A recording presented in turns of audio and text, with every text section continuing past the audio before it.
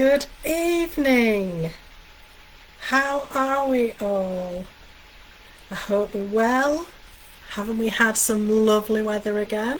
Still enjoying the sunshine here. I can just see out of my back patio doors, but it's still lovely and sunny. So I hope you're all well and you've been making the most of it. I'm very, very pleased to be with you again tonight for my Thursday night natter.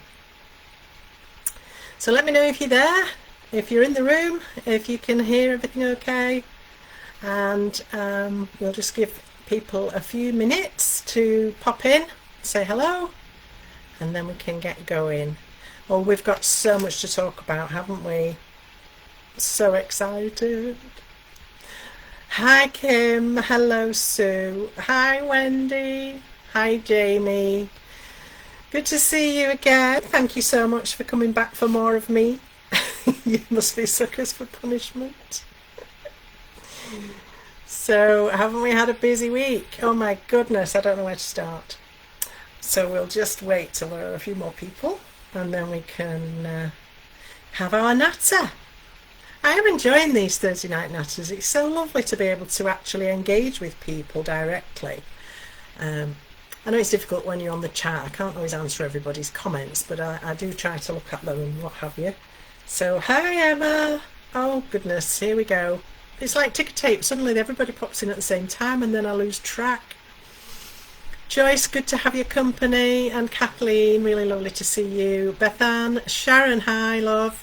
Andrew, hi. Thanks for joining us. Danielle, oh how lovely to have your company. Brilliant. Hello Lynn, hope you're okay.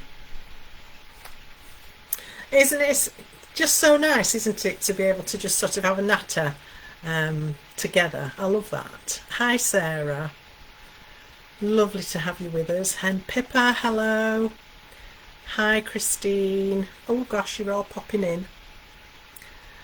Okay, so what have we got to talk about today? My goodness, a lot. So I'm going to start with my bits of news. So last week I posed you all a question and our lovely winner from that last week was Diane Hill. So congratulations Diane, and I know she's already received her little cards, so thanks for letting me know you got them safely. Always good to know. And then I will pose you a question this evening as well, so you'll all have a chance to win something that I make tonight during the live. So do think about your answers, pop them in the comments, and then once everybody's had a chance, we will pick a winner at random, and we ask that person to message the page, the Jamie Rodgers Crafts page, give us your address, and let us know whether you would like them signing or not. And we can deal with all that for you and get them on the way to you. So good luck. So that's the first thing. Hi Sue. Thank you Danielle. I am well. Can't grumble really. Well I could, but what's the point? No, I'm fine. Yeah, enjoying my new renaissance, if you like, with Jamie's company. I'm really, really happy to have joined Jamie. Sort of right at the beginning of his journey, if you like, and it's proving to be very exciting, isn't it? Wow. I'm sure you've all seen his announcement this week. Yesterday actually, it was only yesterday, wasn't it? I mean, I'm sure some of you are still reeling from the enormity of it. It's just such fabulous news. Hi Sarah. Oh, it's your first as well. Oh, how lovely. Oh, this is really nice. Thank you so much, all of you.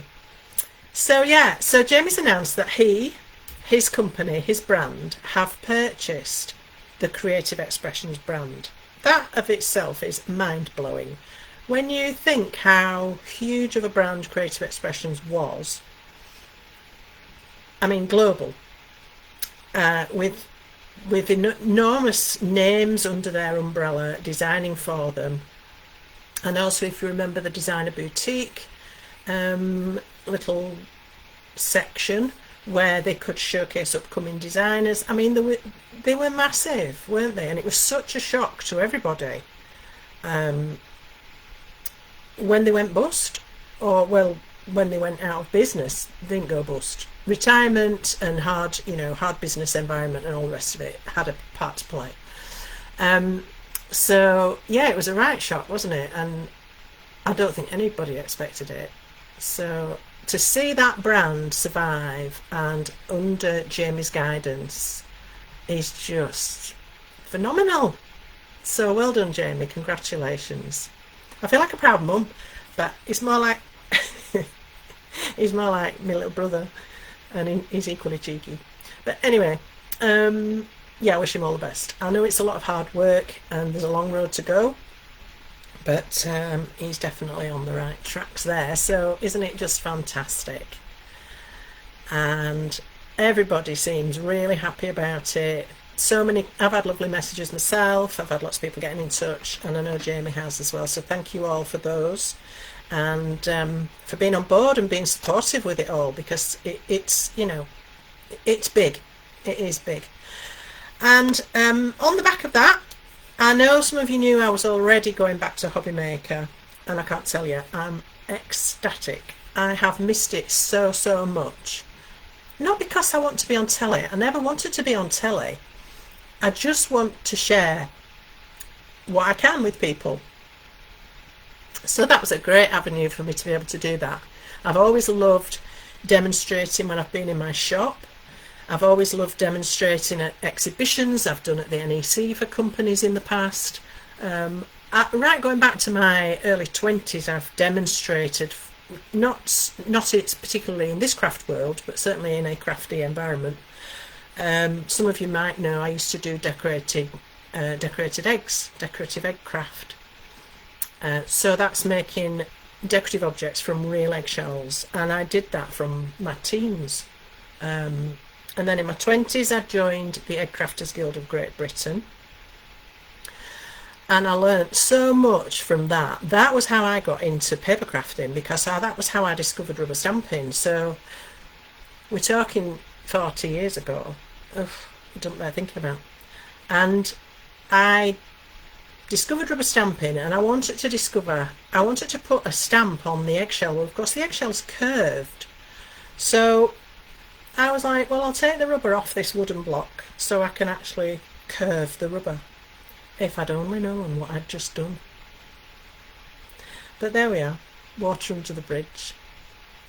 And so throughout my life decorating eggs, I learnt a lot of crafts, different crafts.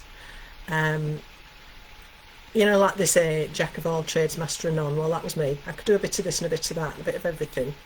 But it did stand me in good stead, because I got a really good grounding and a good background knowledge in lots and lots of things, and it's all coming useful in my paper crafting journey. So I'm really grateful for that, and I've still got all my egg stuff. Unfortunately I don't do it anymore, my eyesight's not good enough and I don't have time, but I do still have it all at home. So that's how I got into paper crafting, if you've not heard me mention that before.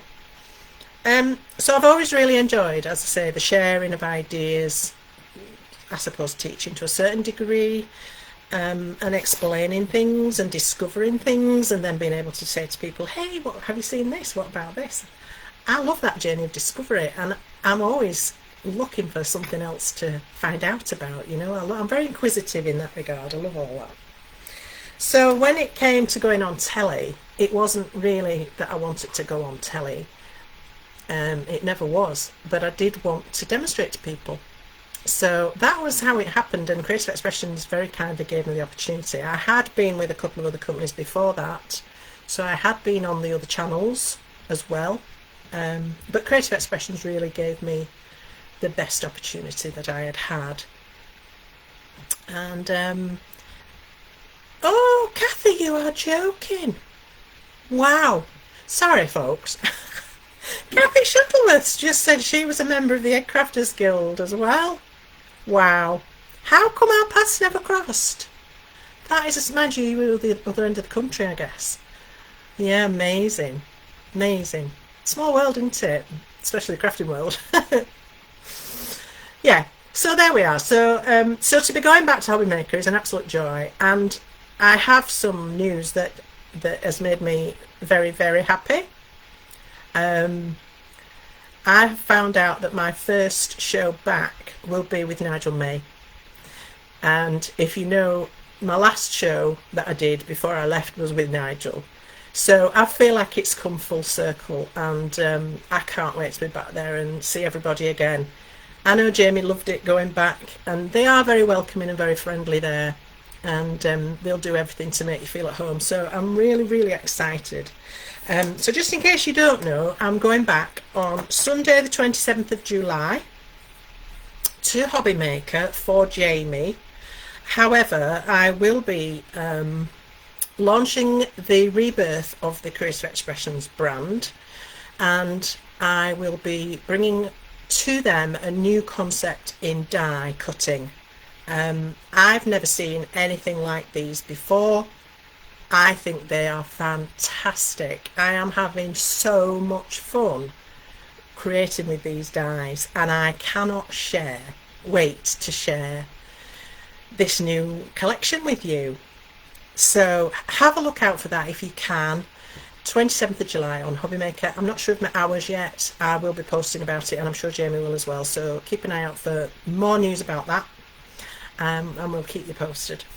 So yes, I'm going to be reunited with my naughty brother, and we'll hopefully entertain you on that day. So can't wait, absolutely can't wait. Anyway, enough about me. Let me just say a few hellos. People are panicking about their bank accounts. I'm not surprised. Yeah, it's all good though, isn't it? Right, let me catch up. So, thank you, Jamie. Thank you. I'm grateful to you for giving me the chance. Diane is asking, where can she purchase in the USA? There are distributors in America. I'm sure Jamie can pop some links on here for you to give you the heads up as to where you can purchase these products from. Thank you, Kim. It's lovely to be back. Sharon, that's very kind. Thank you. Oh, my comments are behaving in a strange fashion. Hang on, I've lost my camera. What is going on? Ah, technology. Okay, I can't see the comments, so what's happened? Just let me have a fidget. There we go, that's better.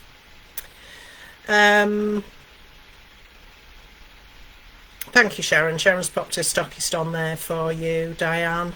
Hope that helps. Hi, Sally. Hi, Michelle and Sarah. Yeah, it's been a long journey, but then, you know, I'm older than probably most of you. But that's how you get your experience, isn't it? And then that's how you get to be able to help others on their journey as well. So it's all good. Love it. Oh, Sarah, yes. But isn't it a lovely craft to be involved in? And I mean, I did my egg crafting all through when my kids were little as well. Poor things, they used to get dragged off to exhibitions and all sorts. Neither of them craft now. Funny that. So, yeah. But it's all part of life's rich tapestry, isn't it? Yes, I can't wait to be with Nigel again. Hi, Maureen. Hi, Car. Hi, Shirley. Hi, Sheila. Ooh, oh, you had a nice time. I love Edinburgh. Really exciting. Lynn, I'm not so sure, but let's not get into a competition. She thinks she's older than me. She might be. Don't care. Age is just a number, isn't it? Yeah, but my knees are telling me something else. All right, let's have a look at tonight's collection. So we wanted to have a look back at the Cuddly clan. I haven't really had time to play with this one until I was asked to do it for this week, so it's been really lovely getting to know these cute little characters. So let me flick over to the other camera and we can have a look at these lovely little critters. So here we are with our 3 Cuddly clan members, founding members. So we've got Deirdre, the Disco Diva, love her, and she's coming along with the party, she's bringing it with her. So she's got the cake, the party hat, the balloons, the streamers, she's even got a glass of bubbles. So we're all ready to go, aren't we? I can't wait to go to that party. Then we have our lovely Freddie the Fisherman. Obviously Freddie is in a little pussycat and he's enjoying his fishing, and he's got his little fish bowl, he's got a bucket to catch his fish, he's got his fishing rod, and then you've got some lovely sentiments with these sets as well. So these are paired sets of dies and stamps, so you've got a whole host of stamps, and then for the main features you've got dies that match as well. Then we have Hazardous Henry. This is my husband to a nutshell. He's a bit of a walking disaster, my husband, bless him. He has no spatial awareness, so he regularly walks into things. I do feel sorry for him. He's always clattering his legs on the coffee table and such like. But anyway, so I can imagine Hazardous Henry, you know, dropping his tools down the grid, and he needs his hard hat, probably to save his head. But we've got some lovely sentiments. I love this. This card is under construction, and caution, birthday ahead. Really sweet. All sorts of road repair connections as well, with your cone and your hazard lines and that sort of thing. I think that's really sweet. So these are your three characters, and as I say, these are sets that come with dies and stamps. So I'll just quickly show you what they look like. I haven't got the actual packaging, so I'm sorry about that. But I do have the full set. So you've got your dies here and your stamps, but they do all come in one packet when you choose these products. So this is our little owl, Deirdre, and you can see there all the main features. So you've got her, the cake, the balloon, the champagne, and the party hat to go with her. And then we have our Hazardous Henry, and again you can see lovely set of stamps. These are DL size, these sets, so you're getting lots of bang for your buck, as they say. And then you've got the dies of all the relevant bits and bobs as well. So really gorgeous, and great fun for all sorts of occasions and all sorts of people, which is always good. And then on top of that, we also have this, which is just lovely. These are to go into the florist collection. So we have the floral bouquet, which is this set here, and this has 6 dies, 3 different styles of flowers, and 3 little blossoms, all on one plate. So again, you're not going to have the worry of losing these teeny weeny ones. They cut all in one, so it saves an awful lot of card. As we keep saying, if you had to space these on your die cutting plate, you'd space them much further apart so that they didn't end up overlapping and getting damaged. And then in that same set, you will get these lovely foliage dies. I really like these. There's something about them. They remind me a little bit of seaweed, but they've got lovely movement, and yeah, they lend themselves to all sorts. This one could be coral.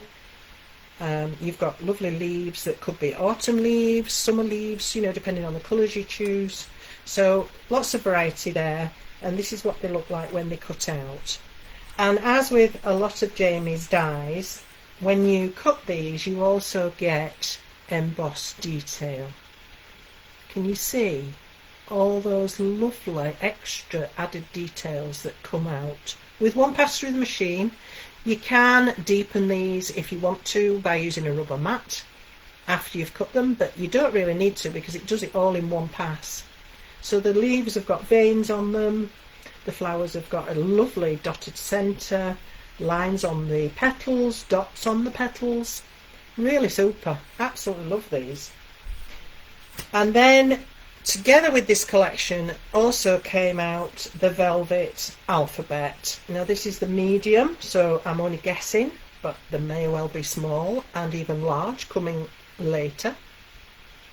So we've got uppercase, lowercase, and numbers 1 to 0. So these are great for personalising cards with person's name, or even just a hello or a hi or a friend or whatever, and then obviously numbers for birthday numbers or for dates. And if you're somebody that enjoys scrapbooking, then these are going to be perfect for your titles, for places you might have visited, for the dates you might have been there, because I always forget when I've been where. I forget where I was yesterday, never mind anything else. So those are fabulous, and the font is the same as the font that comes in Jamie's sentiment dies as well. So if you want to combine a phrase with a sentiment or anything like that, you are going to be winning. All right, there are also 4 stencils in this collection, which sadly I don't have to show you, but I have got some beautiful samples from the design team, and they will feature the stencils, so I'll be able to point them out to you as I show you some inspiration. But let me just show you one more character who we haven't mentioned, and here he is, Rocker Ralph, our rock star lion. So Ralph came a bit later. He came along when the music collection was released, but he is part of our Cuddly clan, and he and Deirdre seem to have a special relationship. They seem to get on quite well. I'm not surprised, the pair of them getting into trouble. So there we are, we've got that. And then of course, just last week we had the fabulous launch of Father and Mrs Christmas, who are also in the Cuddly clan, should you want a character to add to it. So there we are. So that's the full collection that was released with the Cuddly clan. Now I'm just going to pop back and say a few more hellos, see if I've missed anything. Yes, thank you Vanessa, she's wishing us all very good luck, so that's lovely. And it is fantastic news, it really is, just superb. Ralph is a very cool dude, isn't he? Yes, like Ralph. Okay, so let's have a look at some inspiration, shall we, from this collection.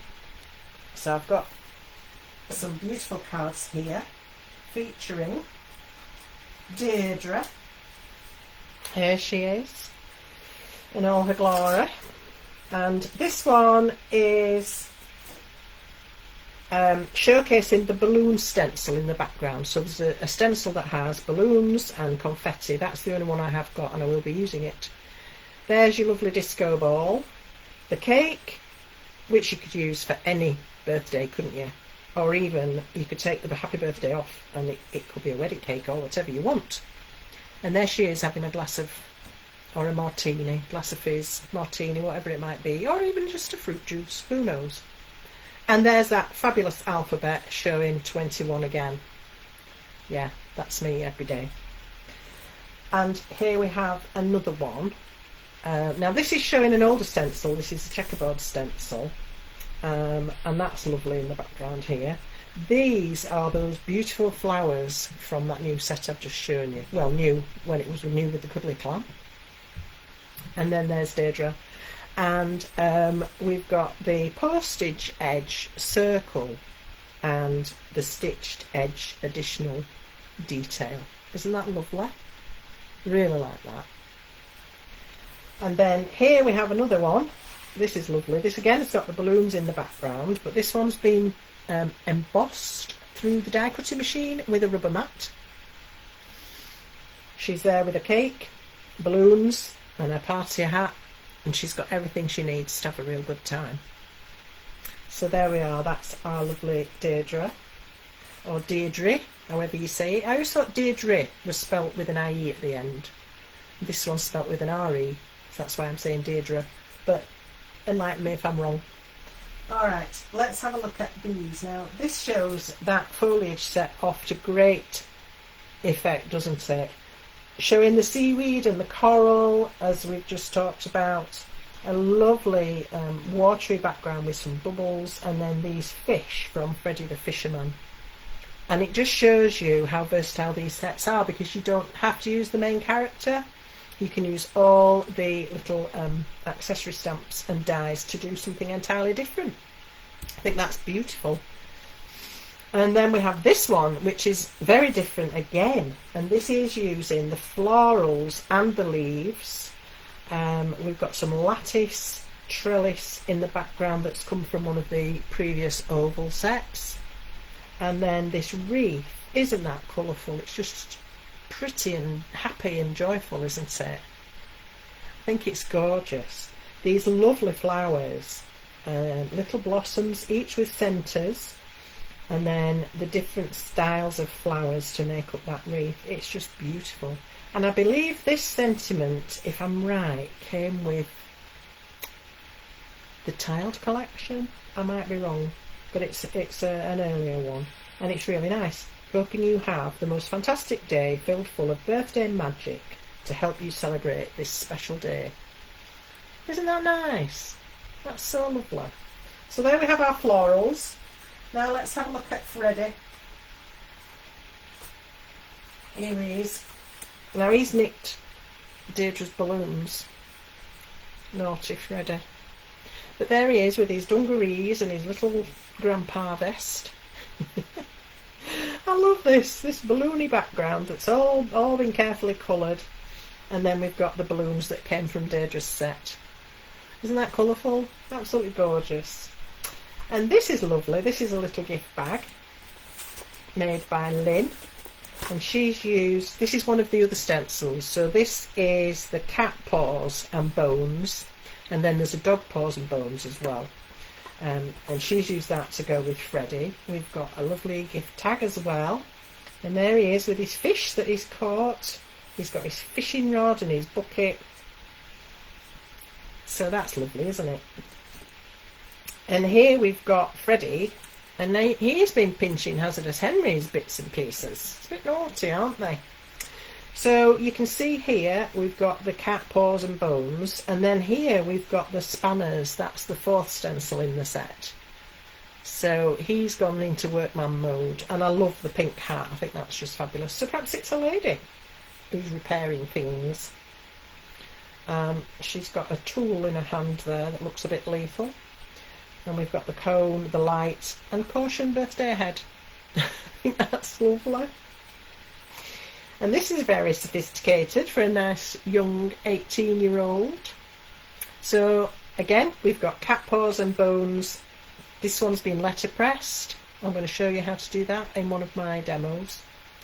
And then we've got lovely dungarees, t-shirt, and obviously for an 18th birthday. So those numbers are going to come in really handy. And people do like personalised cards, don't they? They like somebody's name on, or they like the age on, or the date, or whatever. They do like that. So here he is again. I love his green dungarees, they're fab. And that little fish stamp's been used to create the whole background. I love little stamps that you can do that with. So beautiful, and all painstakingly coloured in. It's a lot of work in that, but it's lovely. And then we've got a fish hanging on the line, and we've got the fish bones as well. That's another of the little stamps. And I love this one. This is just, I don't know, it's adorable, isn't it? So we've got all three of them with their happy little faces, and somebody is going to be a very happy little 4-year-old. And then again that balloon stencil in the background. So that was Freddie the Fisherman, plus a couple of his friends.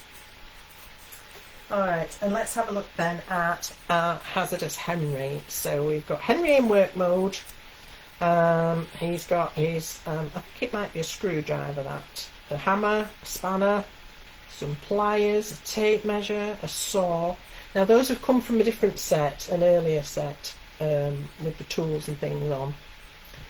So they don't come with him. Some of them do, but not all of them. And then this is from the tiled collection, I believe. And a happy birthday, and the spanners in the background, that again, that's being letterpressed and then inked over the highlights. So that's really gorgeous, and it shows, again, we keep banging on about this, but it is so important that Jamie's collections, you can go back to the earliest collections and find stuff that will work with the latest releases. And that is so important because it gives your craft stash so much more life and longevity, and it means you don't have to keep going out and buying more because you haven't got what you need. Because actually, if you look back at what you've probably got something that connects really well with something that's just been released. So June's asking, how do you cut the faces? So I would suggest that these have been hand cut, just with some scissors. Just cut away from the body. Sounds a bit gruesome, doesn't it? Decapitating them. But they've been cut close to the edge, so I'd say they've been cut with scissors. So yeah, snip into them. And then we've got this is lovely. So we've got an MDF plaque here that Wendy's decorated. Henry's room. Wouldn't that be stunning on any little child's room? And we've got Henry with his tape measure and his pliers. He's got a light and it's got a ribbon there to hang it up with. That would be such a lovely gift for a little child. Wouldn't they be so proud to have that hanging on the bedroom door? I think that's gorgeous. And this one, we have Henry looking very sophisticated in his high-vis jacket. Caution, birthday ahead on a sign, love that. And he's got his spanner in hand as well. So he's ready to go. Now, I don't know if you can see this, but in the background, we've got the dog paws and bones. Actually, it might show up a bit better on here. This is it as well. We've got dog paws and bones on this one. Aren't they lovely? So, all good. So, I hope that's inspired you, and if you've already got that collection, it might just give you a reason to go back and look at it further. But I think it's super. I'm just going to pop these out of the way, and I'll come back and have a chat with you again. Hello. Okay, so what have I missed? Oh, we are all having a good chat. Gosh.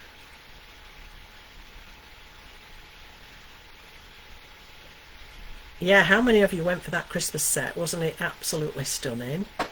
And I know it's early to be thinking about Christmas, but we do, because if we have to get making, we want to be doing it as soon as we can, don't we? And it's great to have all the inspiration to help us on our way.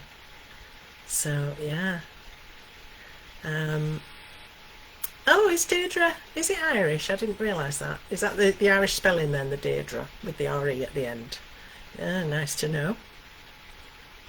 Floral lace sentiments. Thank you, Lynn.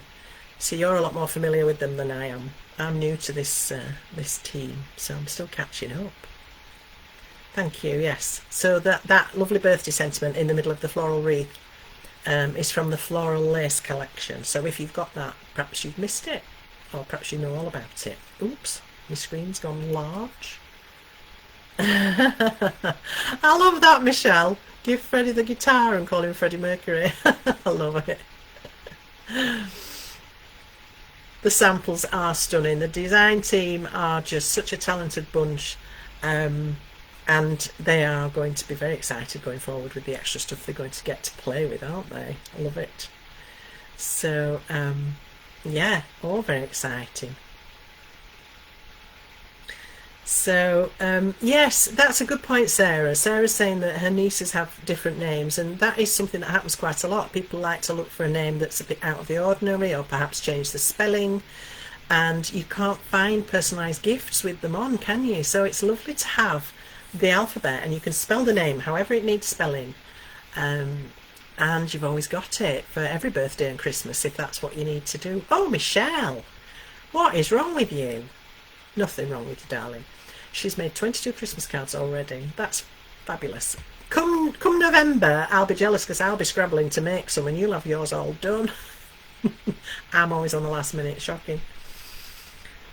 Playing with Christmas in the heat, Sharon. Yes, it doesn't make me feel any cooler, but yeah.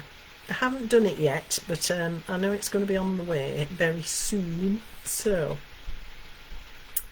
alright, so who's up for a little bit of a demo? I'll tell you what, I've got a really, really good die cutting hack for you tonight. You might want to grab a piece of paper and a pen so you can jot the details down, because it is a game changer. Well, it was for me. I did work it out myself quite some years ago when I had a set of dies and stamps that didn't fit very well together, and I was struggling to get them cut properly.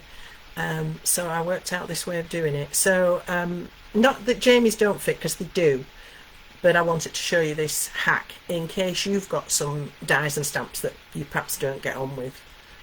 It's something I've often struggled with if they're not designed that accurately, which some aren't. Jamie's are really, really good. I'm not just saying that. I've worked with a lot of others, and some of them I just, yeah, give up with them, which is sad, really. So there we are. Right, let's do it. So I'm going to start with Freddie, actually. Okay, let's have a look. Change my eyes, and then we can get cracking. So here we are. Here's our Freddie. Just need to find his die set. There we go. You can see I've already got some of these in my stamping platform ready to go. So here he is, and that paper's just there to stop me getting ink on my piece of card before I've even started. So I'm going to be inking him up with a black ink, and this is Jamie's Black Panther Quick Dry Pigment ink. This is a lovely black for stamping with, and you can also heat emboss with it should you wish to, so it's one of those really versatile ink pads. So I'm just going to tap all over, and I'm stamping all of my stamps at the same time.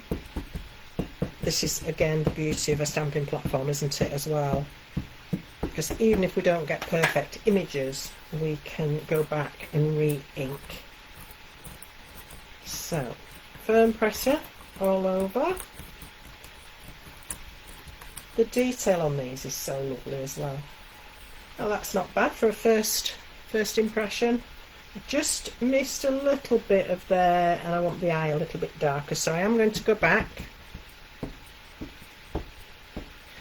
If you find when you are inking up that you don't get a good impression, or particularly, you know, bits are missing, do think about your ink pad, because notoriously these ink pads that have a hard pad, they do get a bit of a dip sometimes in the middle.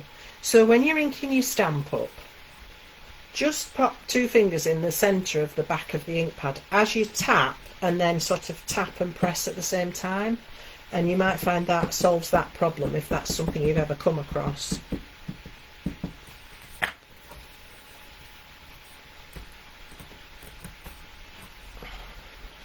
That's better. It's just a bit more black than it was before. So that's a lovely thing about this ink as well, because you can use it quite softly, and it's nice. It's a nice grey, but then if you recoat it, then you get a lovely strong black. So that's really cool to be able to do that as well. And once you've stamped with these ink pads, you can actually watercolour or use alcohol inks over these, which is quite incredible. Hi Jackie, good evening to you too. Oh Sarah, don't, you're making me hungry. Grabbing nice lollies. How rude. Right, so let's take those out of our platform. I just put that there so that I don't get ink all over my platform, that's all I'm doing. Right, so now we need our dies, don't we? And I have here the set that matches Freddie, so I'm just looking for my scissors. I always forget something, honestly. I'm going to cut myself some tape. So, because obviously you've got all the detail here on the stamp, you don't really need, you only need an outline for the die, don't you? And these particular outlines do leave just a small white edge. So if you place the inside silver edge of the die to your stamped line, then it lines up perfectly, and then you will get a very small white edge. I don't know if you can see that, but that little silver edge is sitting just to the stamped line, and it's absolutely perfect, and that's brilliant. It saves an awful lot of stress and tension, shall we say. So we can cut these all at the same time as well. So we'll pop all the dies down at the same time.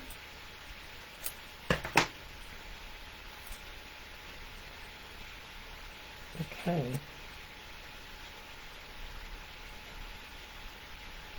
So I'm lining the silver edge of the die to the black stamped line, and then just pop a bit of tape on. And we've got this fishy, it's a lovely fishy. And then again, just get your die so that you can just see your stamped outline just inside the edge of it, and it's perfect. And even the fishing rod, I probably wouldn't even bother to try to cut that out if I had to do it by hand. I'm not the most enamoured of cutting things out. Fussy cutting, I've done a lot of it because I've, you know, needed to, but yeah, never my first choice. So again, line up all the little stamped lines, and now we can pop this through the machine, cut them all at the same time, and the job's a good one. So I'll just whisk this through.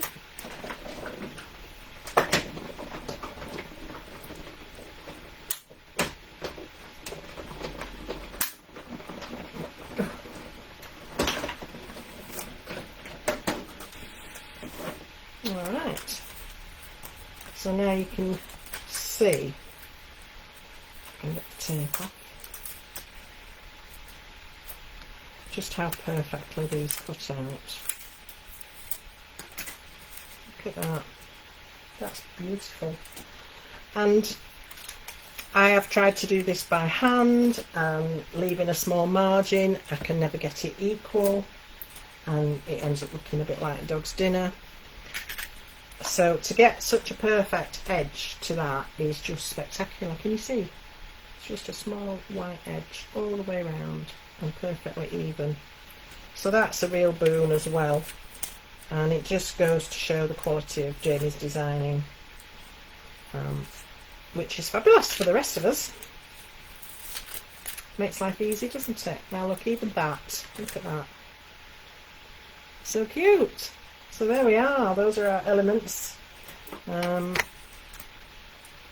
Mine are on a sample sheet, so excuse the packaging, it doesn't have the proper packaging, but doesn't matter. Let me just get these back before I lose them. Stick them somewhere safe. There we go.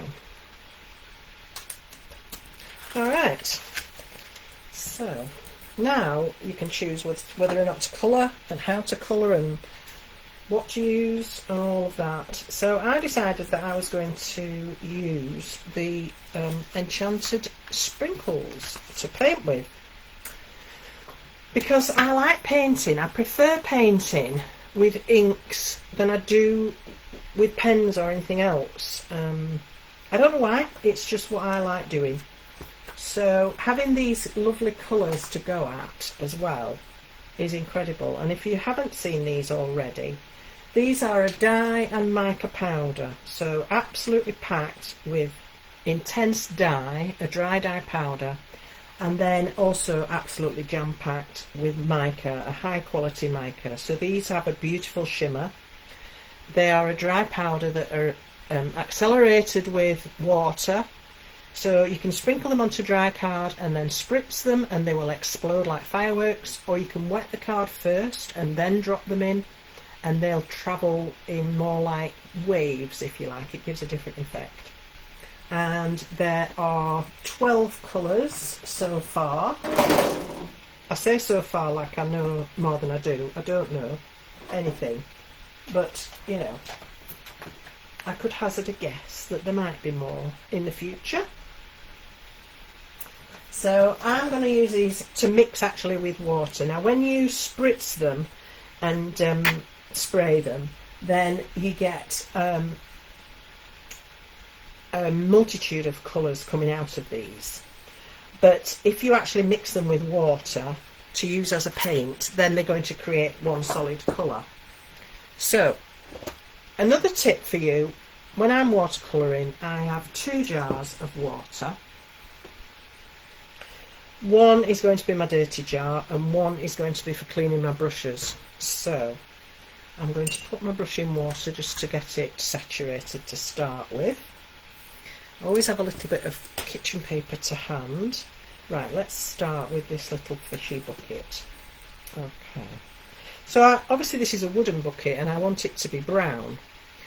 Well, we don't have a brown, but I know that red and green make brown.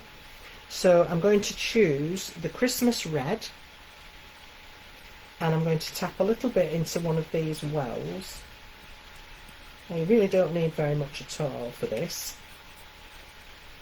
And then I'm going to choose the spring green. So there are two greens, spring green and Christmas green. The Christmas green is the darker of the two. I'm going to go for the spring green. I only know this because I've already done it once. I've tried both and I felt this gave me a better brown, if that makes sense.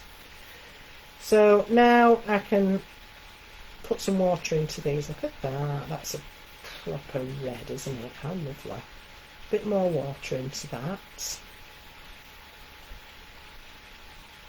So I'm just going to swish my brush in the, this is now my dirty pot, this one here.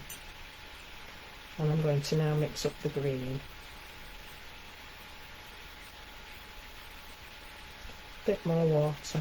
You can sort of feel it when it's dissolved. If it hasn't dissolved properly, you can feel a sort of little bit of grit. The dry powder's not all dissolved. So I've got my red and my green, and now I'm going to mix in the centre here. So I don't want to contaminate my red because I might need it for something else. So I'm going to clean my brush, and then I'm going to put the red into the green. Now that's very, very dark, isn't it? And it's not brown, not what I wanted at all. It's way too dark. So what can I do? Well, I'm going to add some yellow to that to lift it. So we have sunshine yellow. So let's add a little bit of that. I'm going to put it straight in actually. And we can add this bit by bit. You see that's already lifted it, but it's a bit green still, that. So I think we need a bit more red in there. So let's get some more red out of our well. Still a bit khaki looking.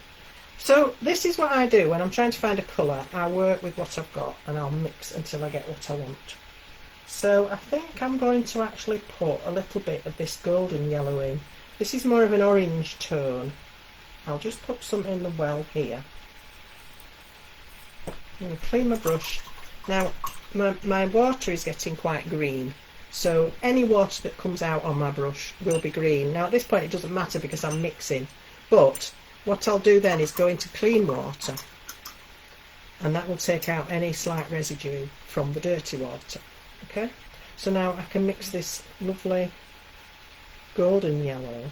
It's a very sort of egg yolky sort of yellow, isn't it? But slightly more orange probably than that. Now this is going to lift this brown and get us more to where we want to be. Can you see that? It's coming up nicely now, so there we go. Still a little bit khaki, but you get the idea. So take off the excess water from a brush, and I always just roll the collar of the brush to take drips off because they can land on your work when you're not looking, and that's annoying. So now I can paint my barrel. So I'm just going to add this to the stamped image, and this is what I've done with all the images. I've painted with these and I've mixed the colours as and when I needed to, and it's worked really nicely. So let's do the barrel. And the other nice thing about painting with inks or paints is that you don't need to overly worry too much about creating light and shade because you can remove colour. If you're working with water-based products, you can always remove colour, and sometimes that's easier than trying to put the light in when you're painting it. Is to take it out afterwards. I find that quite an easy thing to do, and I don't have to try now to sort of leave a light panel down the centre if I wanted, because the barrel's rounded, so you can assume that the front would have a bit more light on it perhaps. So there we are. And it's also got, you might not be able to see, but it has got a lovely shimmer because the paints obviously have got the lovely mica in there, so it's really gorgeous to paint with actually. And it's quick. I think it's quick. Okay, so I'm just clean my brush. Now I'm going to bring in a water brush simply because it's going to give me a better level of control, because this has a valve that controls the flow of water, and so it's not going to run out as quickly, and I can have a bit more control. So what I'm going to do, the area that I want to lighten, so down the centre, I'm just going to wet gently and then blot, and that's going to lift some of the colour off, can you see? And it leaves the panel lighter. So I find this way easier. I mean, I can imagine anybody out there that does watercolour is probably screaming at the screen by now, but this is what I do. This is how I get over my problems.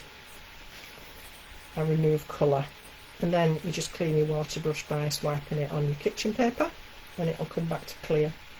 So there we are.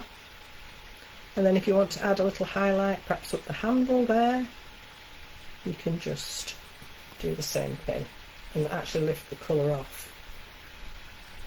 Okay, can you see that?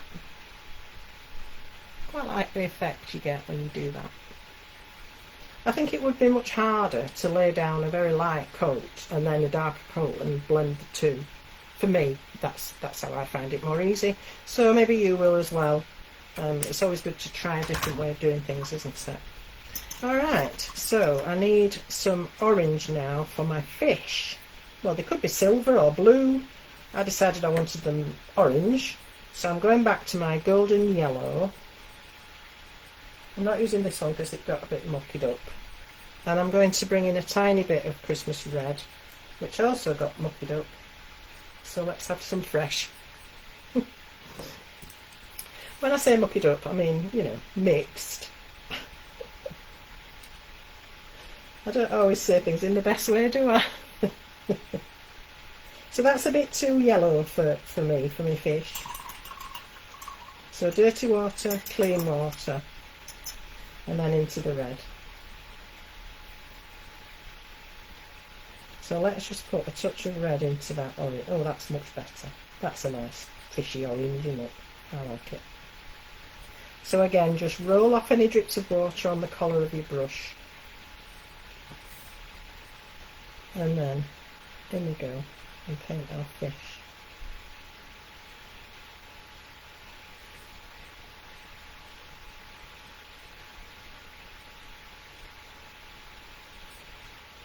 I don't know why I wanted them orange. I suppose thinking more about goldfish than anything.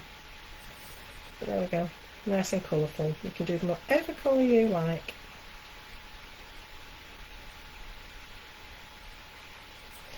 There we are. Quick, wasn't it? Now if you want to, you can add a bit of shade, and I sometimes do add a slightly darker tone. This is another way of adding a little bit of shade. So just along the edge of the barrel here, I'll go in with a slightly darker bit.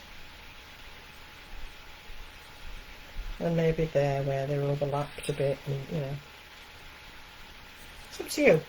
It's subtle, but it's there. And there you have a lovely little barrel full of fishies. And it's got the beautiful mica shimmer on there as well, even though it was watered down a long way. But the intensity of these products is such that it still survives. So it's fabulous, isn't it? So there we have our little fishy bucket. Now let me bring in Freddie. I've already got one started because obviously sitting watching me paint all night isn't the most exciting thing. So I'll tell you what I've done. I've got him here and I've painted, this is dungarees with Stormy Skies, which is this darker blue. There is also the teal, which is more turquoisey, but I thought this looked a little bit more like denim. It did actually come up quite turquoise anyway, but that was Stormy Skies on his dungarees, and I just painted it all over apart from the cuffs and the pocket, which I then watered it down further so it was paler, and then I used the trick with the water brush and just blotted out to get some highlights in the creases and around the curves. So that's how I've painted his dungarees. And his fur colour, believe it or not, I was quite surprised by this. Where's it gone? Circuit breaker, this one. This is a real multicoloured mix of rusts and oranges, and it's gorgeous, absolutely gorgeous. But when you mix it with water, it actually gives you a really good charcoal, almost black. It's quite a dark grey. So I painted my little cat with that. So this is circuit breaker mixed, and then his eyes are done with spring green, or her eyes, whatever you want the cat to be. And then I used a tiny bit of coral pink to paint the nose. Tiny bit, I mean it's very pale. I just wanted a very, very, very pale pink. So I'm just going to mix that with some water, and I'm going to water it down even further. So what I do then is put a little bit in another well, get some more water, and really water it down so it's really, really faint, and then take off the wetness from the brush, and then just go in and paint a little bit of the nose and inside the ears here as well with a lovely soft rosy pink.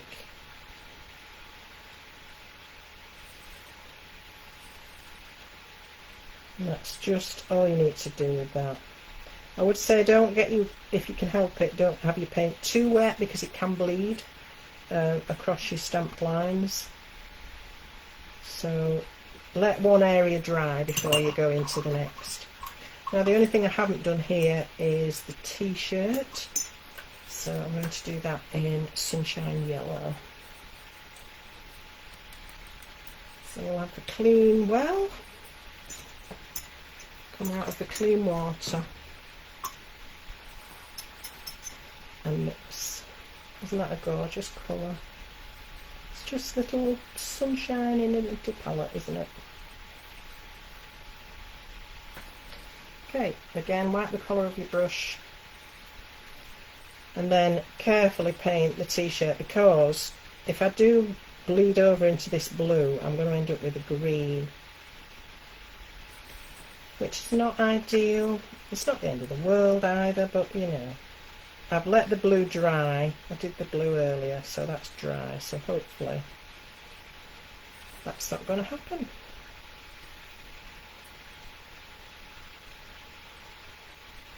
So if you're somebody that prefers pens, then obviously that's what you're going to be reaching for. But I find these shapes really easy to paint and colour in. There isn't that much that's too intricate, and I think this is something that children would love to do as well, and it's great to get them involved, isn't it? I think they'd really love creating with these little characters.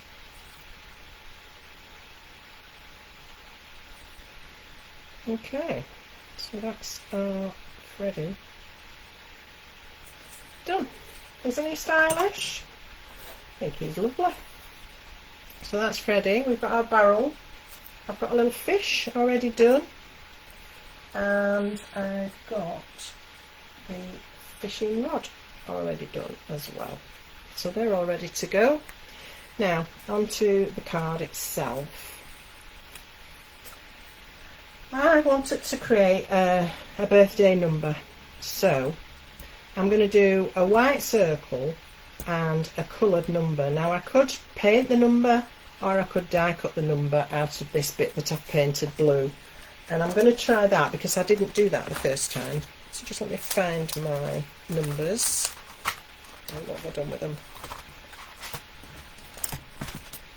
Help. There we are. So these are your 1 to 0 that give you your numbers, and they all cut at the same time. But if you don't want them all, you don't have to have them all. You can just cut the one that you want. So I'm just going to cut number 5. And I'd already painted that with the Stormy Skies, so that it's the same colour as the dungarees.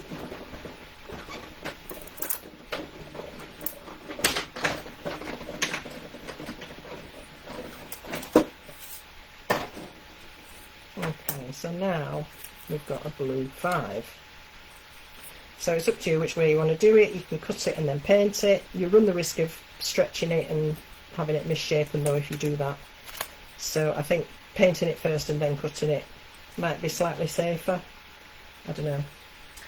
Then I wanted a circle to put it on. So I've cut one of the circles from the plain smooth edged circle layering dies.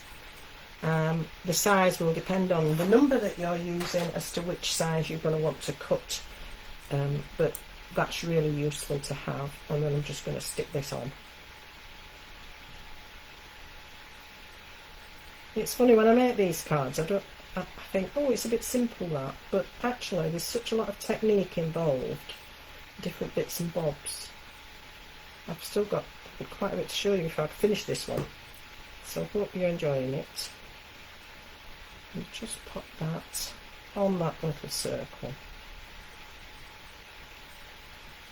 The good thing about putting it on a circle is you don't have to worry which way up it is until you come to actually put it in place. Then you can decide, is it straight or not.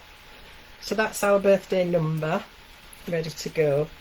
Right, let's have a look at the card itself. So I'm going to start off by painting the border of this with the stormy sky. Because sometimes I find it quite frustrating when I do a project and I can't find a colour that matches my main details, and so I always like to paint a border so that you've got the perfect match. And again, this is, I think, because I do work so much with watercolour, that's where this probably came from in the first place. So I'm going to mix this with water. Look at that, what a fabulous colour that is. Oof, gorgeous. So I want it quite watered down, I want it to be quite thin, because I want to just paint a border. Okay.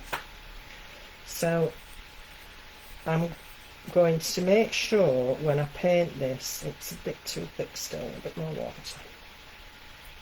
I always go around the corner rather than just doing one edge and then stopping, because you'll always get a tide mark when you go back. So if you go around the corner while it's still all wet, that doesn't happen. You don't get, like, you know, the crossovers in the corner. But try and do it fairly quickly anyway. You're not going to walk off and let it dry and then come back to it, because you will get lines then. But these inks do actually blend quite nicely. If you leave them to sit, you'll find that they do blend. So dirty water and then clean water just to get the residue out. And that's not so clean anymore, but that's what happens. Okay, clean the brush and set that aside to dry. So I have one I did earlier, I'll show you in a mo. Now for this piece, what I want to do is create a border down one edge. So I'm going to mask off the bit I want to work on.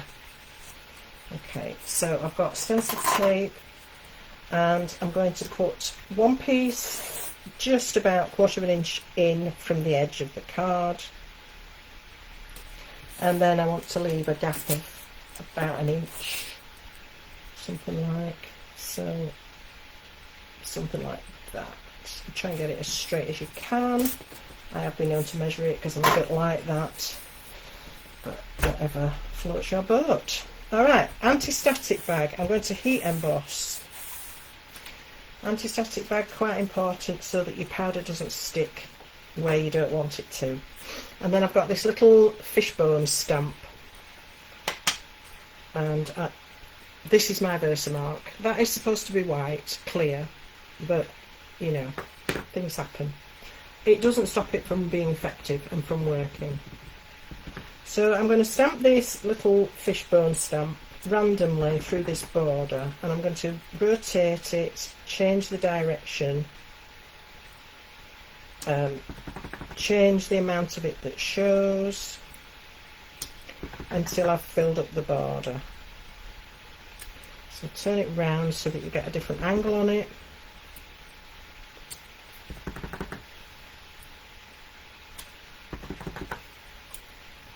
And just finish off with a little bit at the bottom. Okay. And then I'm going to bring in some clear embossing powder. Hopefully you've all got some of that available if you are stampers already and you've done this before. If you haven't, well, this is a whole new world to you then, isn't it? So this is what we call heat embossing with stamping. So the clear powder is now stuck to that soft sticky ink that I put on there. But until you actually physically heat that, it's not fixed. So you do need to make sure you heat it with a heat gun. And I have mine here. So I'm just going to let this heat up. It's not too noisy, this one, thankfully, so, but it is important you let it heat up first. And then turn that onto your stamped images and just hold it still until you see that change from a dull powder to a clear gloss finish. You may need to tilt it in the light to be able to see it. It's very difficult, it won't show on camera, sorry about that. There we go, it's just beginning to go shiny now, so I know it's cured.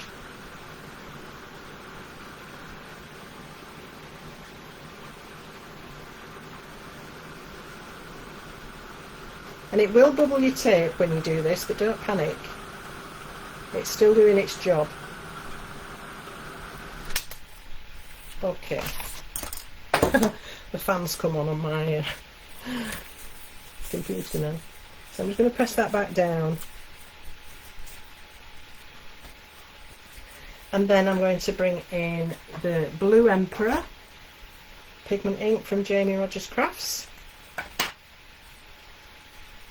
This is what we call in the stamping world a resist technique, because that stamped and heat embossed image will now resist any ink that goes over it. So when we're blending across these, they're going to really pop out, and they would have been white had my ink been as it should have been, but they're not far off. It's fine. You won't notice that it was slightly pink when I put it on. But it was actually not a bad thing, because hopefully you could see it a bit better. So what you need to do with this is make sure you get a really good concentration of ink down. The more you can put down, the better those images are going to pop out.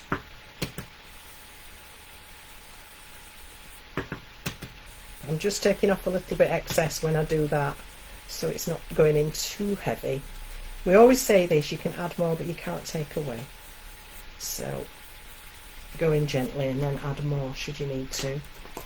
Alright, so that's our border done. And now I can take off this tape and we have a lovely crisp edge. And that's the border with our little fish bones on it. It's a great way to create a background when you haven't got much to go at. When you've got little worker stamps like that, that's the sort of thing you can do. Isn't it cute? So there's our background. Now I've already got my card mounted with that and with the panel that I painted, the one I did the border on like this. So that's behind it here, and then I've got my panel ready to have Freddie attached. I've got my number 5 for the birthday, so I can pop that on, and that's just going to go here on the border.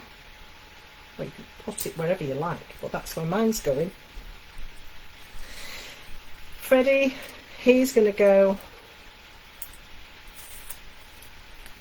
pride of place,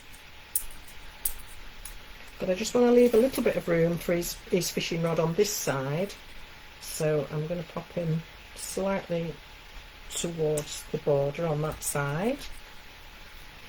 And then what I did on my original one, I actually cut between his paws and then slotted the fishing rod into his hand like that, but I've forgotten to do it, so forgive me for that. Then the fish, and I added some thread to attach it, and then the fish pail like that. And here's one I did earlier that's all finished, and hopefully you can see all those elements come together and make up the finished card. So I've cut, as I say, I've just cut very carefully with some scissors around his little toes and slotted the fishing line into his fist, and then tied some cod. That was a cross between cotton and thread. It came out as cod. Yeah, round there, just glued, and a knot round his tail. And this one's for a number 4. So I've got birthdays for 4 and 5-year-olds now. So there we are. I think you'll agree these characters are just adorable, aren't they? And I think they've got such a long lifespan because they fit so many occasions, and they're just going to make people smile. I think they're absolutely stunning. Alright, so that's our first one. Oh, let's have a quick look at what you've all been up to. Are you still with me? Hope so. I know, the fish, I thought that. He's far too happy, isn't he? But, you know, you can throw him back.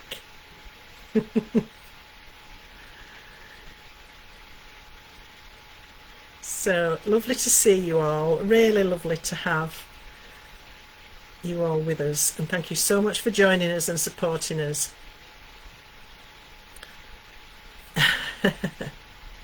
Yeah, we're all delighted for you, Jamie. Do I speak Greek? No. There's a story behind my scrap paper. My daughter has been studying ancient classics at Oxford, and she had to learn Greek. So she asked me one day if I would print off all this Greek for her studying, and there was reams and reams and reams of it, and my printer had an epi and decided it wasn't going to play anymore and just spat a load of duplicate sheets out. So I'm now using them for scrap paper. So that's why it's covered in Greek. I can't read a word of it, no. But she can. She could probably sit here and translate it, but no, I can't. No. Oh, Sharon. So funny. Dad only went fishing with her once because she made him throw all the fish back. Good. All right. So I have a question for you. I promised you a question, and somebody can win some little goodies from me tonight. So you could win that card, and if we get time, I'm going to make another one. So this is the question.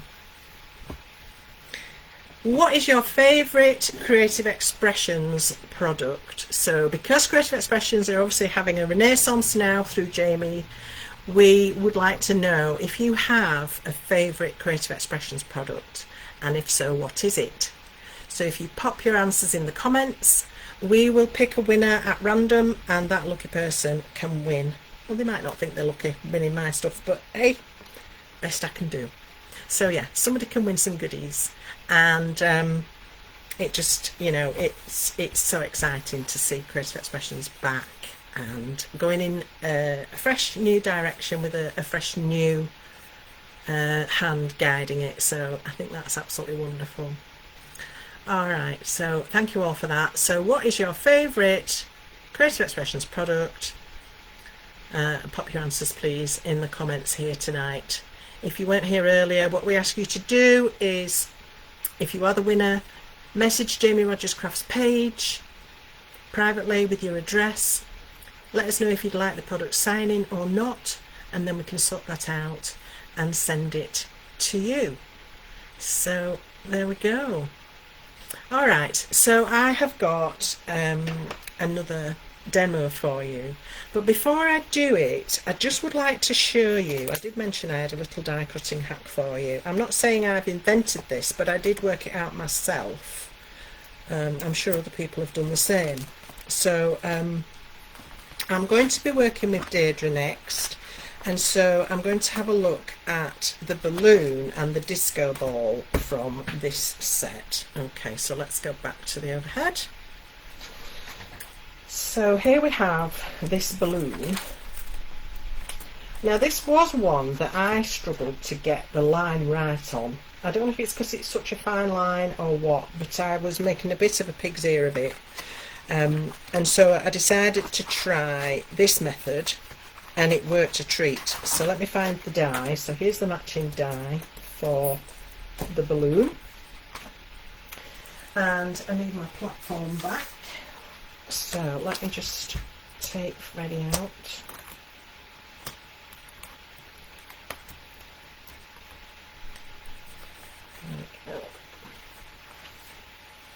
Alright, so I'm going to start by putting in a piece of paper. Got a small piece cut somewhere ready.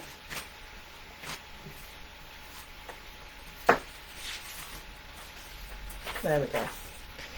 Right, so a small piece of paper, just copy paper, nothing, not card, nothing special. And I'm actually going to stamp the balloon onto here.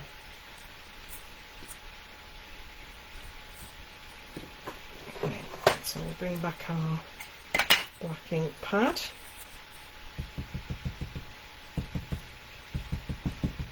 This is just a guide image, so it doesn't matter if it's not absolutely perfect.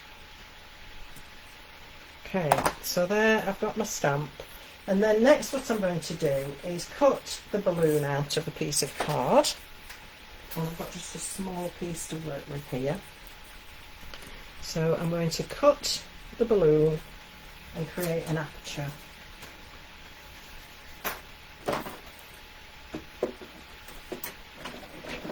You'll have to let me know if any of you have seen this before. You probably all have. It's probably me that thinks I've invented something amazing. Okay. So now I've got the hole and the balloon that I've just die cut. And what I'm going to do is I'm going to put the hole over the stamp.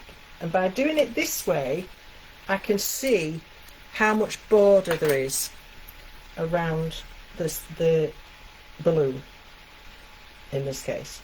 Okay, so my piece of card's just a bit big, just let me chop that side off it, otherwise it's going to interfere with my platform. Right, so I can get the border absolutely perfect around that stamped image. Okay, then what I can do is put the stamp back in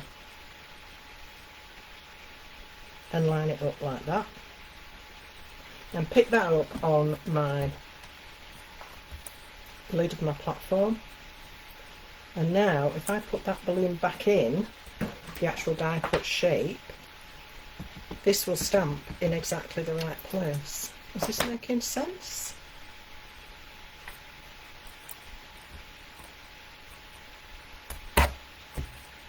So there we have a perfectly stamped and spaced balloon. Good, eh? So what I should have done, I'm going to do it again because it doesn't always make sense the first time. What I should have done was stamp the balloon before actually had it stuck on the lid, and then stamp it,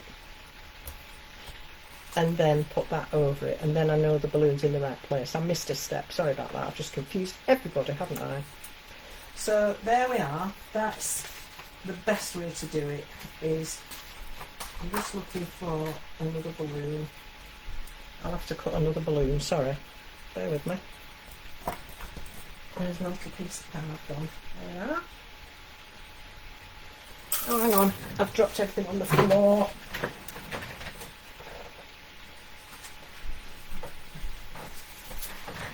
I'm just cutting a balloon for you again.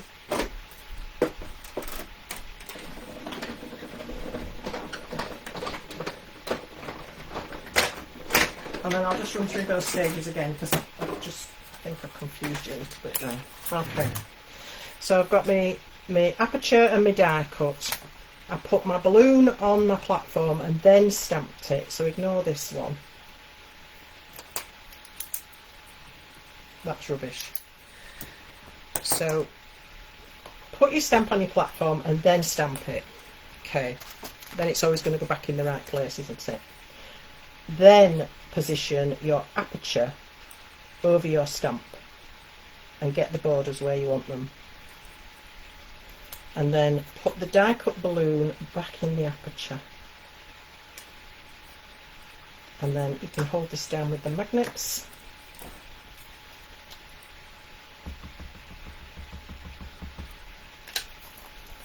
And then stamp the balloon. That's better. I mean, it worked the last time, but that was more luck than judgment. There we go. So there you've got your die cut and perfectly stamped balloon. So if you have, I mean, as I say, with Jamie's dies, they work particularly well anyway, but if you have a stamp and a die set that you're not getting on with for that reason, that's a way round it. That's a good way to do it. So I hope that made sense. I know I fluffed it to start with, but anyway, we got there. Alright, so let's have a look at our fabulous Deirdre, our little owl. I want to do a technique first of all with the stencil. So I'm going to letterpress the stencil through the die cutting machine. And to do this, I have the lovely balloon stencil. So the stencils that came with this collection are large 8x8 stencils, so it gives you the option of having a smaller panel and then a bigger panel if you want to, so it's always good to have those options. So I'm going to put some paper down on my die cut platform just to protect it from any stray ink, and then I'm going to be using the rose petal pink from the Elite Misters to spray the stencil. Now I could put a piece of card under this and spray that at the same time, but I didn't want to, so I'm just actually going to be putting the ink onto the stencil, and then I'm going to letterpress that. So I'm going to lift this out of here and put it onto my platform exactly as it is. And I'll show you that so you can actually see. Okay. So I've got a piece of paper that's just protecting my platform from any stray ink. And then I've got the stencil with the inky side up. And then I have a piece of white card, which is smaller because I'm going to make a smaller card. So I'm going to pop that across the centre of the stencil. And then I'm going to place another piece of scrap card on top of this to protect my rubber mat from getting all inky. Now, does it matter? No. Do I like to keep my things clean? Yes, wherever possible. So you don't have to go to these lengths, but that's what I do. And then one clear top plate on top of that, and we're going to pass that through the machine.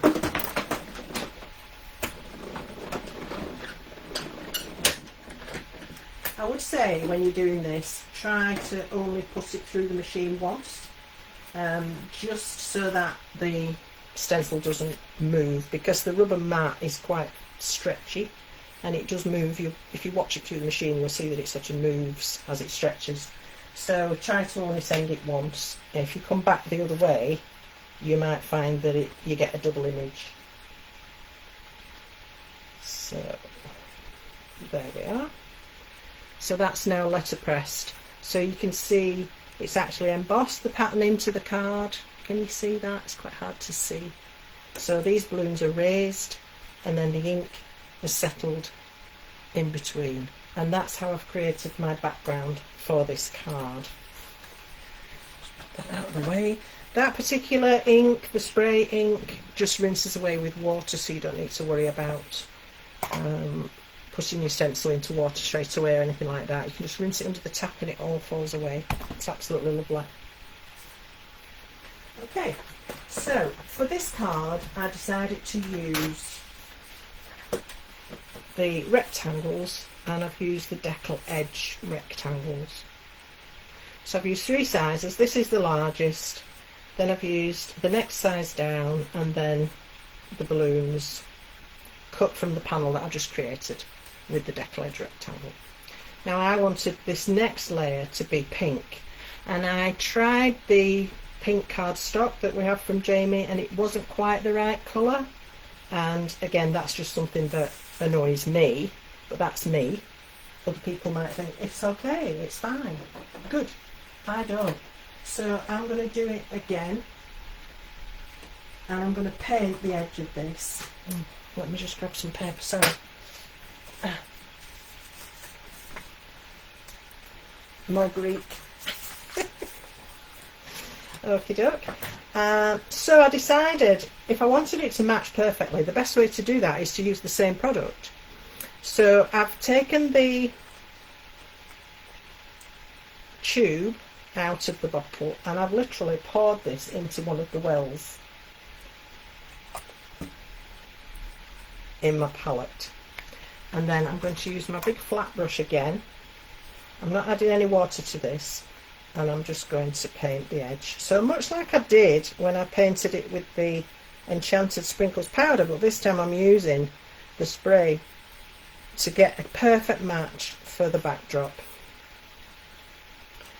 And again, remember to keep going around those corners just so that you don't get tide marks where you've stopped. Oh, picked up a bit of blue there. Never mind, it'll be fine. There we are. So now we've got the perfect match for our mats and layers. So that's the next layer done.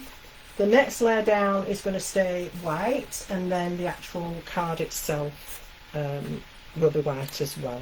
So that's my 3 layers. And then onto Deirdre herself. She's wearing a hat. She's got several balloons. And then we've got a disco ball as well. So I've got all these little bits and pieces ready. The hat just needs cutting out, and we have got that fantastic die that's going to sit perfectly around that. But before I do that, I'm going to colour it. You can colour before or after you die cut, doesn't really matter. So I'm going to, for this, I decided to use some sparkly pens, just because the lines were so fine, and I thought, ooh, I feel safer with a pen. So I just used Jelly Roll Stardust and literally coloured in the stripes. I'm sure you've probably all got some of these pens knocking about. They are fabulous pens, and they've got a lovely shimmer to them. So that's what I did with the hat. A couple of colours, whatever's going to suit your colour scheme. And that's quite a quick way to do some colouring, isn't it? And then for the little owl, I decided to go back to what I was doing earlier and use the paints, use the Enchanted Sprinkles as paints. So I went back into my palette. Now everything's got a bit grubby now, so this might not be ideal, but we're going brown, so we should be alright. So I'm going to be using a mixture of red, green, yellow, orange, till I get the tones I want. And because I'm mixing it myself, I can create different shades of this as I go as well. So it's really quite a nice way to paint. So I'm going to go in here and add some yellow, orange, oh sorry, orange yellow, and then a little bit of where's it gone? Spring green. It's a bit like chemistry, it's a little bit. And then the tiniest little bit of Christmas red, so it doesn't go too red. And we'll mix that all together and see what we get.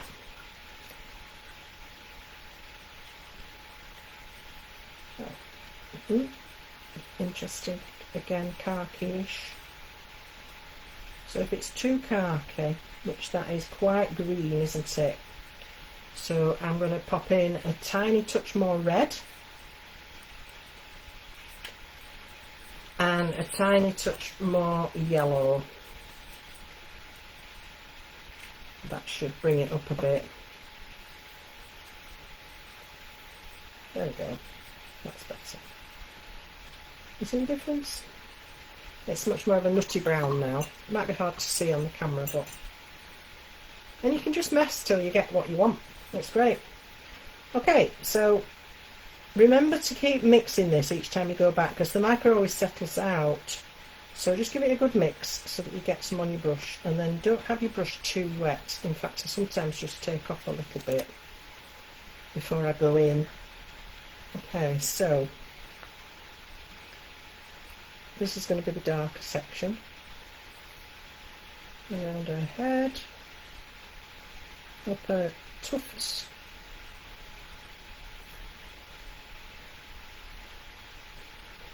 And you get the idea, it's the same as what I did on Freddie. I'm just mixing different colours to get a different effect. And because she's got feathers, you don't have to be too precise. You can put little brush marks in there to give some texture. You see, I didn't take off the excess and now that's gone way too wet. And the danger is when it's too wet that it could flood into an area that you don't want. So that's quite a nice colour actually.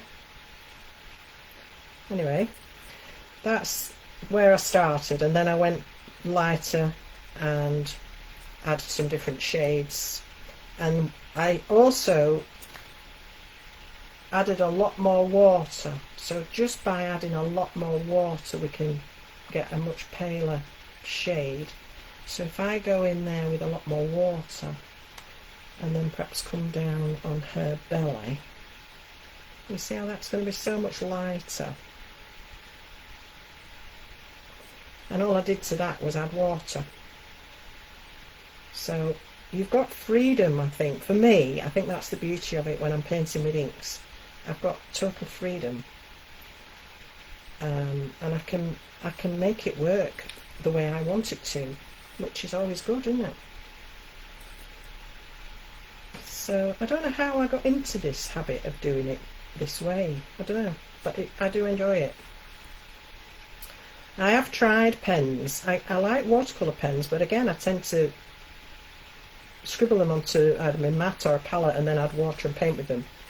But alcohol markers, I have tried them and I just find it really hard work getting where I want to get, whereas this I find quite easy. So can you see how quickly that's going to come together? She's going to have lots of different shades, and we can give her orange eyes or yellow eyes depending what sort of owl she is. Let's give her orange eyes. So golden yellow is a bit more orangey. I'll just go in there because I've run out of space on my wells. I'll try and get some relatively clean water, and then mix up that lovely orange and give her those orange eyes. Apparently owls that hunt at night have dark eyes, and if you see an owl with orange eyes, it hunts during the day. And they're called crepuscular or something like that. Every day's school day. Okay, and then you can choose what other colours you do the various bits with and paint her in. And then the balloons, again, just choose a colour, paint the balloon, go to town.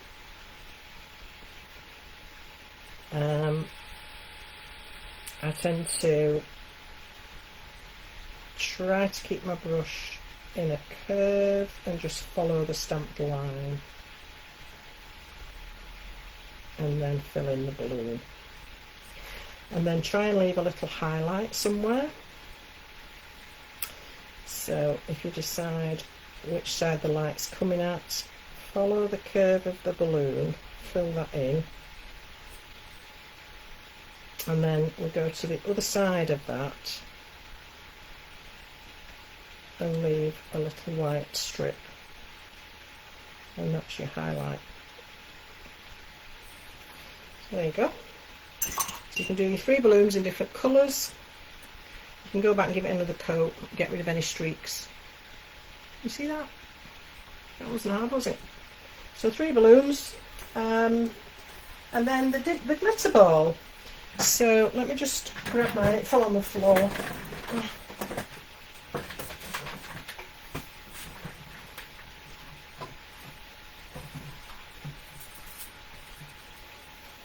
Oh, sorry about that. Right. So I did this the same way I did the balloon, by using that aperture to position it, if you like, because I couldn't get the circular edge even. It was just me. I just couldn't get it in the right place. And I thought, well, this needs to be sparkly. How am I going to make this sparkly?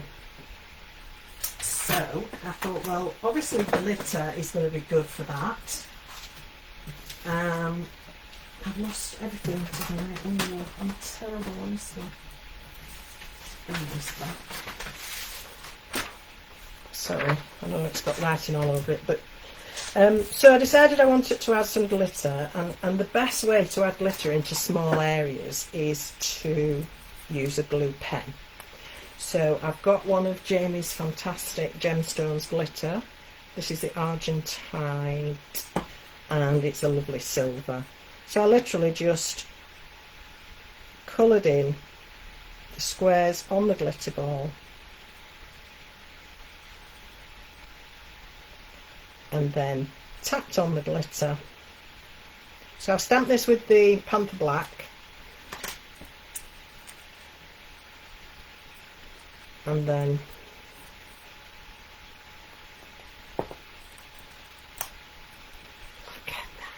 can you see that sparkle? How cool is that for a disco glitter ball? But then I thought, oh, the black squares, they look a bit too dark. So I could have stamped it in a metallic silver. That would have helped. But I hadn't done, so I thought, oh, right, well, let's get one of these pens. So I've got the silver one, and I'll colour over the black squares with this silver pen, and that was enough to give it that extra little sparkle. It was a darker tone because it takes on the black that's behind it, but it worked. So that's how I got my lovely sparkly disco ball. I don't know if you can see the sparkle on those grey squares now, and then obviously we've got the glitter. So it worked really nicely, and I ended up with I was quite pleased with my glitter ball. So when we've put all those bits and pieces together, I know I've skipped over that, but there was a lot. So I've got my letterpress panel cut with the rectangle decal edge. I've got my painted edge cut with the next size decal rectangle, and I've got my white in the next size with the decal edge. So you can see that lovely decal edge there. Onto a plain white card. There's the fabulous disco glitter ball, and then the 3 balloons painted in different colours using the Enchanted Sprinkles, and Deirdre's done with Enchanted Sprinkles in different shades. She's come out quite mustardy, that one. It might be different every time you do it, but I quite like that. It's the element of surprise. And then she's got a lovely party hat balanced on one of her tufts. So there we go. That's my second effort.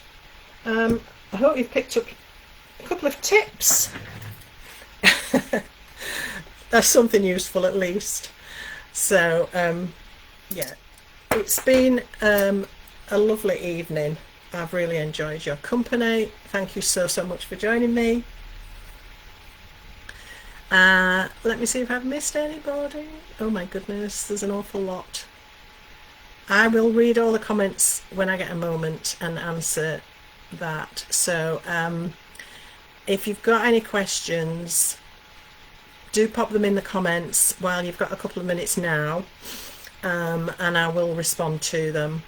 So don't forget that our homework was what was your favourite creative expressions product, and do you still use it? That wasn't the question, but do you? I think I've got so many I would be hard pressed actually to choose a favourite. I really would. So I've lost my comments again. I don't know what's going off tonight, but it's just a nuisance. There we are. Yes, I like that as well. Sue's saying she likes colours to match. So painting the card to match is my way of making sure the colours are absolutely perfect, because I am a bit fussy like that. You could also coffee or tea stain, and Sharon's saying I should do that with my Greek notepaper. That would be great, yes. To be honest, I never want to see any Greek again. Yeah, we've lived with it for quite a while. So, okay. The ball, that glitter ball, yeah, I tried all sorts of different things, and that was the thing I found worked best. But as I say, I think stamping it in silver ink would have worked for the squares, but then I think you would have lost the lines in between the squares. So, you know, it swings and roundabouts, isn't it? So, hope you've enjoyed all that. Thank you all so much. Your comments are really lovely, very kind of you all. Please do. Oh, Portia, hi. I didn't see you sneak in. Yes, Portia's coming. I'm doing a workshop at the Stamp Pad in a couple of weeks, and Portia's booked on. So thanks for that, Portia. Uh, well, Sarah's saying the Greek might say something naughty. Knowing those ancient Greek philosophers, it could say absolutely anything. I wouldn't like to know, quite frankly. All right, so I'm going to love you and leave you at this point. Don't forget, if you get a chance to tune in on the 27th of July, which is the Sunday, I will be on Hobbymaker with a brand new concept of dies from Jamie under the Creative Expressions brand.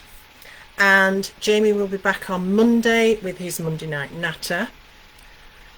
So until next time, be kind to each other, stay safe, and lots of love. Bye for now.